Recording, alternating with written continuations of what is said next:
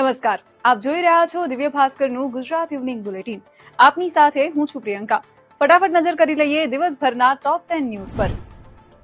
હવામાન વિભાગે આપેલા રેડ એલર્ટ વચ્ચે આજે અમદાવાદ, વડોદરા અને સુરતમાં વરસાદી ઝાપટા પડ્યા. સુરતમાં સવારથી જ સતત વરસાદ ચાલુ રહેતા ગરબાના ડોમ અને પાર્કિંગમાં પાણી ભરાઈ ગયા છે.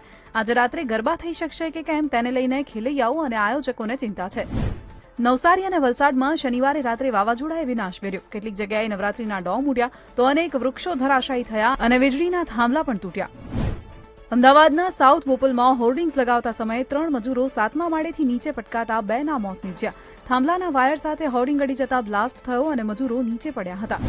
વડોદરાના યુનાઇટેડ વે ગરબામાં કપલ્સની અશ્લીલ હરકતોનો વિડીયો વાયરલ થયા બાદ અતુલ પુરોહિતે કપલ્સને વિનંતી કરતા કહ્યું, be with me and be with માં. પછી ઘરે જઈને તમે કેટલો પ્રેમ કરો એટલો કરજો, પણ જાહેરમાં આપણને નથી શોભતું. અમદાવાદમાં કાર ચાલકે સાયકલ સવારને ઉડાવ્યો. ફૂલ સ્પીડમાં આવતી કિયાએ સાયકલ ચાલકને ટક્કર મારતા 10 ફૂટ જેટલો ઉછળી તે 20 ફૂટ